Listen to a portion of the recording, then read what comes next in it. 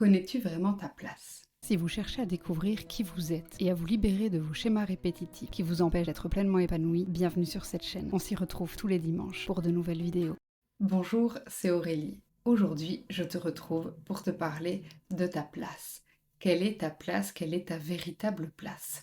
Il peut s'agir de ta place dans ta famille, mais également de ta place de manière beaucoup plus générale, que ce soit dans ton travail, avec tes amis, au niveau conjugal. Peu importe, l'idée c'est que tu puisses vraiment te reconnecter à qui tu es pour pouvoir trouver ta propre place. La première place qu'on expérimente, c'est celle qu'on occupera dans notre famille.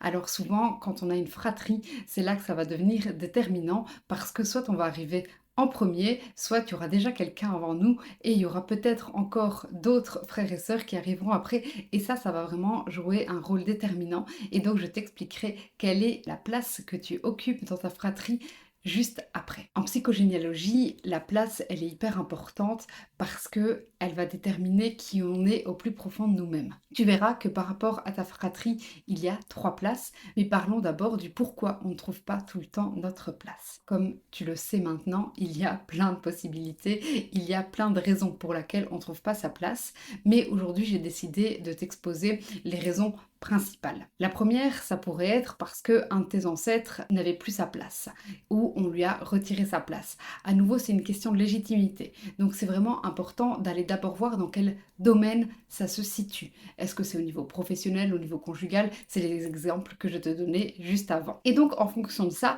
l'idée c'est que tu puisses aller voir dans ta famille, est-ce qu'il s'est passé des événements particuliers dans ce domaine-là? Si on prend par exemple au niveau de l'amour, si tu trouves pas de compagnon, si tu trouves pas ta place dans ton couple, ok, qu'est-ce qui se passe au niveau familial par rapport à ça? Alors tu peux aller voir au niveau de tes parents, de tes grands-parents, mais par rapport à l'amour, ce qu'on conseille en psychogénéalogie, c'est d'aller voir à la 4e génération, c'est-à-dire au niveau de tes arrière-grands-parents. Alors peut-être que tu pourras avoir les informations ou pas, mais c'est vraiment souvent sur cette génération-là que vient se jouer les liens conjugaux, et donc peut-être qu'à ce moment-là, il y a eu un problème de place, un problème de loyauté de la place, et donc ça c'est important d'aller voir à ce niveau-là. Donc par rapport à l'amour, 4e génération. Ensuite, par rapport au travail, eh bien, on peut se poser la question de est-ce que nos ancêtres ont pu réaliser le métier de leur rêve?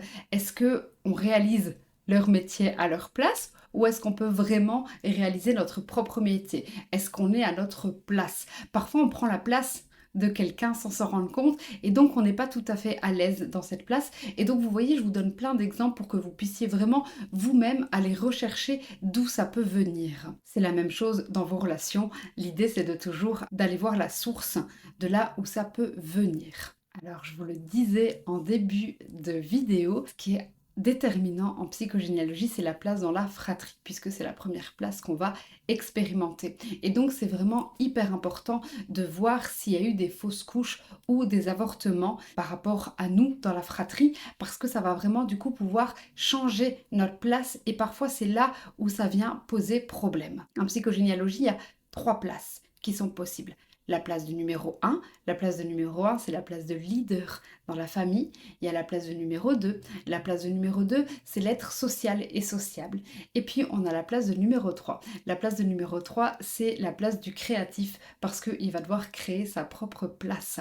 Et donc, vous voyez, ces 3 places peuvent déjà nous donner des indications sur quelle est notre place, si ce n'est que parfois, on n'est pas à la bonne place, on ne nous a pas dit qu'on était à la bonne place. Je vous donne mon exemple, comme vous le savez maintenant, moi j'ai un frère jumeau qui est décédé intra-utérin, et donc pendant très longtemps j'ai pensé que j'étais la numéro 1 de la famille, alors qu'en fait je ne suis pas la numéro 1, je suis la numéro 3. Et donc ça a beaucoup bousculé mes croyances par rapport à ma place, et c'est vraiment quand j'ai compris que j'étais numéro 3 que j'ai vraiment pu évoluer et prendre ma place, notamment en tant que psychogénéalogiste. C'est vraiment un moment charnière pour moi d'avoir pu comprendre quelle était ma place où je me situe, ça a vraiment débloqué plein de choses. Et donc, je vous invite vraiment à explorer quelle est votre place pour pouvoir ensuite continuer, pour pouvoir ensuite débloquer. Quand on est à sa bonne place, après, c'est beaucoup plus facile d'aller débloquer les choses. D'ailleurs, c'est un des premiers éléments que je vois en consultation en psychogénéalogie, c'est quelle est la place de la personne. On fait ça à la première séance parce que c'est vraiment important de connaître sa place pour pouvoir ensuite créer du changement, pour pouvoir ensuite évoluer, pour pouvoir ensuite se découvrir. Alors, je ne vais pas aller plus loin par rapport à la question de la place aujourd'hui parce que je vais vous inviter à regarder le live de mardi 24 octobre à 20h30 que je fais avec Rayonnance TV où là, on va vraiment aller en profondeur dans la question de la place. La thématique sera connaître sa famille incarnée, ses enjeux et ses répercussions.